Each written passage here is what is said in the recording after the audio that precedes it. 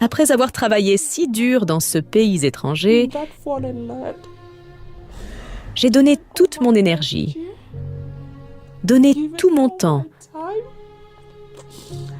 être resté loin de mes enfants. Mais j'ai tout perdu. J'ai perdu tout. La vie est imprévisible, et c'est une réalité. Nous aimons tous entendre des histoires de gens qui ont commencé avec très peu et qui ont grimpé pour devenir vraiment riches. Mais à quelle fréquence pensons-nous au contraire? Elle n'était pas ce qu'elle a l'air aujourd'hui. Elle vivait aux États-Unis avec beaucoup d'argent, elle vivait une vie heureuse et luxueuse et avait beaucoup de véhicules qui lui rendaient la vie super facile. J'avais mon propre appartement, avec tout ce qu'il faut, puis j'ai eu 2 voitures. La vie était géniale. Mais ensuite, sa vie s'est complètement bouleversée et elle a tout perdu. J'avais beaucoup de choses. J'étais une millionnaire. Quelqu'un qui avait beaucoup de choses. Parce que quand j'étais en Amérique, je travaillais dur. Oui, très très dur. J'ai réussi à avoir beaucoup de choses. Malheureusement, j'ai perdu la plupart de ces choses. Alors je me contente d'une vie très simple. Qu'est-ce qui l'a vraiment amené de ceci à ceci? J'ai visité le Kenya à plusieurs reprises et j'ai rencontré une variété d'histoires. Habituellement, c'est un endroit rempli de contes fascinants, souvent centrés sur le divertissement. Cependant, cette fois, c'était une toute nouvelle expérience parce que cette histoire a profondément touché mon cœur. Nous avons fait un long voyage de retour au Kenya, mais cette fois, nous avons rencontré cette très triste grand-mère et elle va partager son histoire avec nous. Je m'appelle Béatrice Jokey Mangour. Je suis née à Embu, au Kenya. J'y ai fait mes études. Après mes études, j'ai déménagé à Nairobi, où je suis allée à l'université.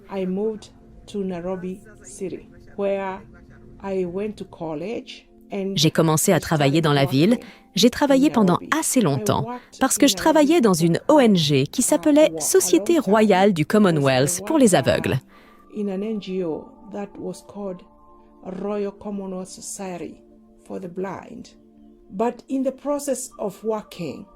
Mais au cours de mon travail, j'ai rencontré un homme. Je l'ai rencontré à l'église parce que depuis mon plus jeune âge, j'étais une fille d'église. Cette fois, c'était en effet le bon moment pour se marier et fonder une famille. Ils se sont mariés et ont vécu heureux ensemble. Plus tard, ils ont eu 2 enfants, un fils et une fille. Alors que je travaillais encore pour cette ONG, nous avons décidé de créer une entreprise qu'il dirigerait. Et c'est ce que nous avons fait. Je suis allée sur mon lieu de travail, j'ai contracté des prêts et je lui ai apporté l'argent pour qu'il puisse créer cette entreprise familiale. Cependant, les choses ne se passent pas toujours comme nous l'espérons après avoir choisi quelqu'un avec qui on veut passer notre vie. Après 6 ans, mon mari a décidé de quitter le mariage. Il a dit qu'il ne voulait pas une femme sans éducation. Il m'a donc quittée. Il s'est tourné vers la fille de ménage qu'il a épousée. Ce fut le début d'une vie difficile et le chemin qui l'a conduite à la vie qu'elle vit aujourd'hui. À cause de la dépression causée par l'échec de mon mariage, j'ai voulu quitter la communauté. J'ai donc commencé à faire des projets pour quitter le pays. C'est alors que j'ai décidé d'aller aux États-Unis pour pouvoir recommencer ma vie à zéro, où mon cœur pourrait commencer à guérir.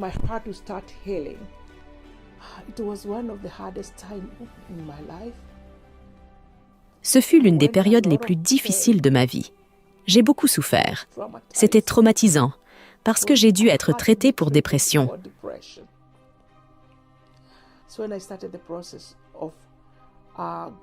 Quand j'ai commencé le processus d'aller aux États-Unis, par la grâce de Dieu, j'ai obtenu un visa. J'ai pris l'avion pour quitter le Kenya et j'ai commencé une nouvelle vie en Amérique. L'Amérique, la terre où les rêves se réalisent, mais aussi un endroit où le travail acharné est une monnaie qui ne perd jamais sa valeur. Béatrice a atterri dans l'État animé de Géorgie, en particulier Marietta, où elle a scénarisé le prochain chapitre de sa vie. Life was not easy in America. Life is normally very. La vie n'était pas facile en Amérique. La vie est très très dure là-bas. Il faut beaucoup travailler, sans blague. Et je me souviens, quand j'étais là-bas, j'avais laissé mes enfants au Kenya. J'avais une famille à faire vivre ici. Et j'avais aussi mes factures que je devais payer en Amérique. J'ai travaillé très dur. Là, elle allait passer un bon moment plein de nombreuses bénédictions. Elle a commencé à vivre une bonne vie où elle était capable de gérer toutes les situations et était proche de la famille qu'elle avait laissée au Kenya. Elle est devenue célèbre, connue de presque tous les ressortissants de son pays qui vivent en Amérique. Ils l'ont nommée Lady Chapati. As I was working there, I felt getting employed was not enough for me. So I decided. Quand je travaillais là-bas, je pensais qu'avoir un emploi ne me suffisait pas. Je voyais qu'être employé n'était pas suffisant pour moi. J'ai donc décidé de créer ma propre entreprise. J'ai créé une entreprise de restauration. Elle s'appelait New Light Catering. Les gens se concentraient sur les personnes originaires d'Afrique, du Kenya en particulier. Je faisais de la cuisine kenyane et je vendais aux gens. C'était les chapatis, les mandazis, les samosas, etc. Mais cette activité m'a demandé beaucoup de travail. Mais rappelez-vous, le succès a toujours un coût. Elle ne voulait pas simplement se contenter d'un emploi régulier, mais être dans une bataille de douleur tous les jours jusqu'à ce qu'elle sente que sa vie touchait à sa fin. Je l'ai fait pendant près de 10 ans. Lorsque j'étais aux États-Unis, j'ai dû faire face à des problèmes de santé. Ma santé en a pris un coup, mais je faisais toujours ce travail. Une fois, je suis tombée et je me suis fait mal au dos. Je ne savais pas que c'était grave. Je suis allée à l'hôpital. Je ne savais pas si je m'étais cassé une partie des os. Puis, j'ai fait une deuxième chute. Encore une fois, je m'étais fait mal au dos, mais je n'ai eu aucune fracture.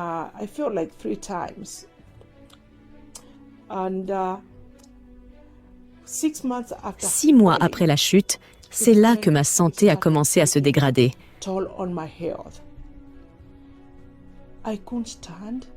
Je ne pouvais plus rester debout. Si je devais me lever ou marcher ou sortir du lit, je devais prendre des analgésiques tous les jours. Pendant cette période, il était très probable qu'elle ait eu du mal à être seule. Elle se sentait très seule et luttait beaucoup. Elle a peut-être même pensé à se blesser parce qu'elle ne comprenait toujours pas ce qui n'allait pas dans sa vie. Je me souviens que je pleurais à longueur de journée.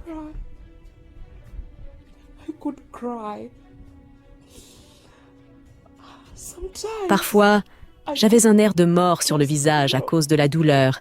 C'était douloureux.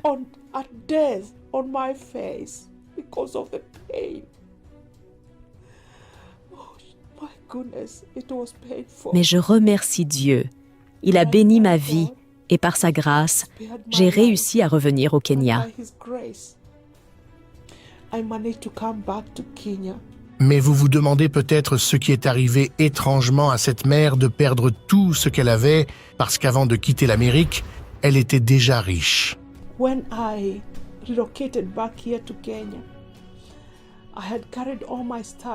Lorsque je me suis réinstallée au Kenya, j'ai emporté toutes mes affaires et j'en ai même acheté de nouvelles. Je les avais mises dans un conteneur, mais j'ai tout perdu.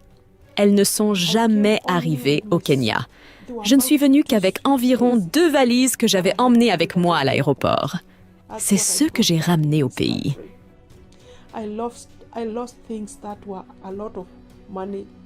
J'ai perdu des choses qui valaient beaucoup d'argent, des millions, mais je n'ai rien vu. C'était la période la plus dévastatrice de toute ma vie.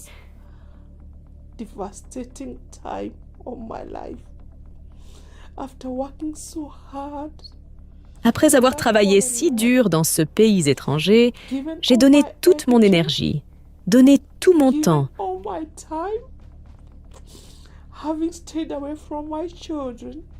Être resté loin de mes enfants, mais j'ai tout perdu.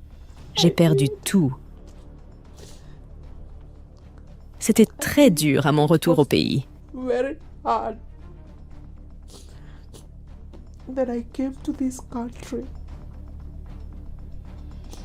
Oh mon Dieu! Après toutes ces blessures et de nombreuses nuits blanches, maintenant, elle a été laissée comme si elle s'était battue pour rien. Les mauvais moments pour cette mère ne se sont pas terminés là parce que le voyage de sa vie a été caractérisé par le fait d'avoir des blessures à chaque instant de sa vie. I registered a company to start doing tenders. J'ai enregistré une société pour commencer à faire des appels d'offres avec le gouvernement. Parce que je fais partie des personnes handicapées, j'ai un problème avec ma jambe. Et même après les échecs, cela peut s'aggraver. C'est pourquoi, après avoir enregistré cette société, j'ai commencé à chercher des appels d'offres auprès du gouvernement.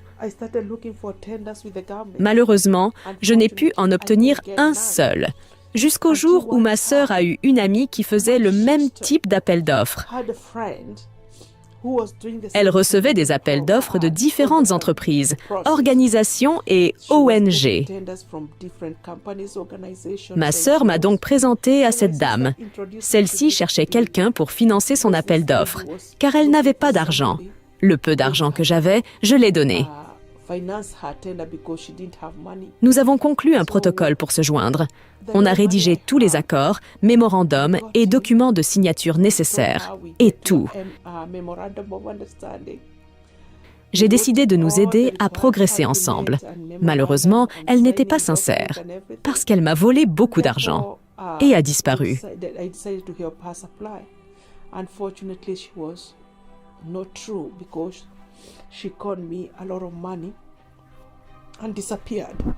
Même si tout cela lui est arrivé, Béatrice est un bon exemple de femme au cœur fort parce qu'il n'est pas toujours facile de savoir qu'elle a enduré tout ceci, à moins qu'elle ne décide elle-même de vous parler de sa vie. C'est ma sœur. Je lui faisais confiance. Et je ne sais pas ce qui s'est passé après avoir donné l'argent. Elle a juste disparu. C'était des millions disparus. Et puis, dans l'église où j'allais après avoir quitté l'Amérique, on m'a dit qu'il y a des gens qui font des affaires et que ces entreprises rapportent beaucoup d'argent. J'ai donc décidé d'apporter ma contribution parce que c'est le pasteur qui m'en avait parlé. J'ai investi 1 million. Une fois de plus, l'entreprise a sombré. La millionnaire n'était plus. Elle était partie, disparue. Vos affaires ont disparu, votre argent a disparu. Lorsqu'elle est arrivée au Kenya avec toutes les connaissances et compétences qu'elle avait acquises en Amérique. Elle a eu l'idée de faire de la politique. Malheureusement, ce qu'elle essayait de faire avait échoué à chaque fois. Je voulais être sénatrice. C'est vrai. Oui, sérieusement. Imaginez quelqu'un qui avait autrefois une maison, des voitures et beaucoup de choses chères, et qui vivait une vie de luxe et de confort. Mais alors, tout disparaît de façon spectaculaire. C'est un voyage difficile et inattendu qui peut arriver à n'importe qui parce que la vie n'a pas d'équilibre et c'est une réalité. Me voilà maintenant après avoir fait tout ça. Je suis maintenant en bas.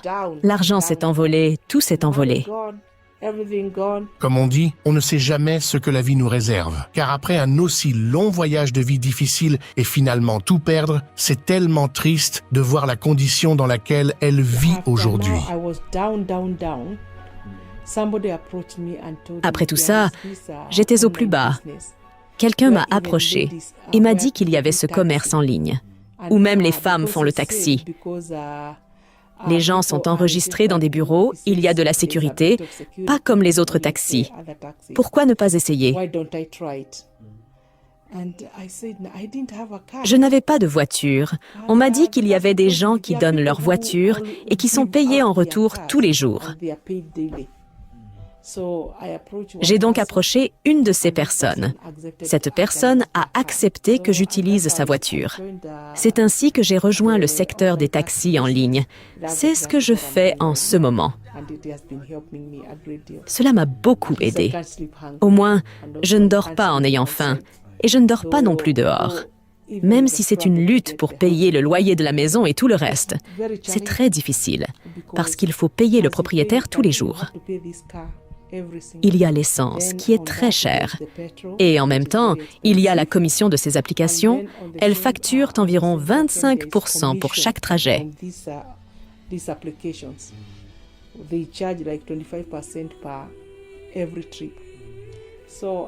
C'est donc un défi, mais au moins cela permet de mettre de la nourriture sur la table. Avec mon problème de jambes, c'est bien d'avoir une voiture et c'est aussi facile pour moi de conduire que de marcher. Cela m'aide à me déplacer. Je peux aller ici et là et faire mes courses.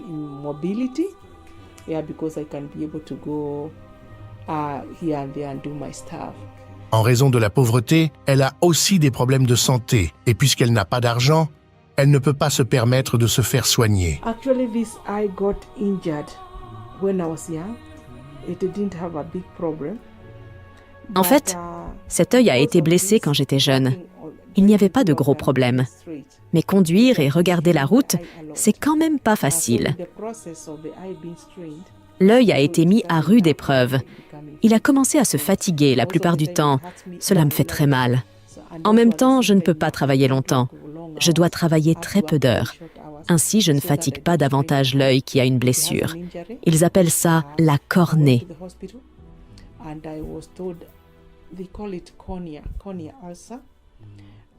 On m'a alors demandé de me rendre à l'hôpital pour me faire soigner, mais je n'avais pas d'argent. Et aussi pour ma jambe, on m'a dit que je pouvais suivre une thérapie. À cause de ce problème, j'ai des problèmes de nerfs. Ces nerfs sont très douloureux. Quand ça devient douloureux, la plupart du temps, je dois prendre des analgésiques.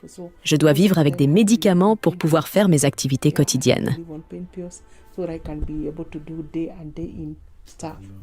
Yeah, so, but one has to do what one has to do. I like the way they're so courageous. Ah, yeah, yes. Yeah. Pour elle, il semble que rien n'ait changé parce que sa vie continue d'être dominée par des difficultés infinies. Elle a toujours le souhait de gagner sa vie, pour qu'au moins la vie soit un peu plus facile. Merci beaucoup, chers téléspectateurs. Je viens vers vous et je vous supplie financièrement. Je suis très mal en point et je n'ai pas d'argent.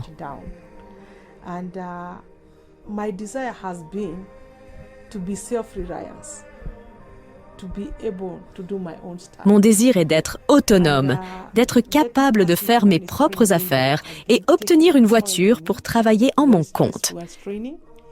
And I'm pleading with the viewers, if they can help me get a car of my own, that I can be able to drive and get my daily bread. S'ils peuvent m'aider à obtenir une voiture à moi, pour que je puisse conduire et obtenir mon pain quotidien, j'apprécierais beaucoup. J'ai vu comment cela fonctionnait et je sais que je peux le faire.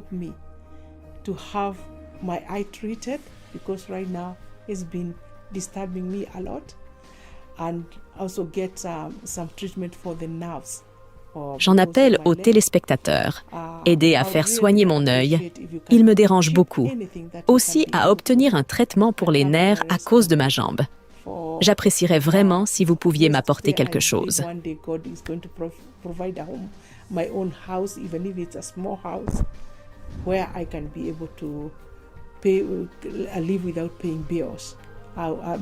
Paying rent.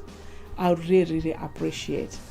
Vous pouvez l'aider via notre lien de donation. Le lien se trouve dans la description et dans le premier commentaire épinglé.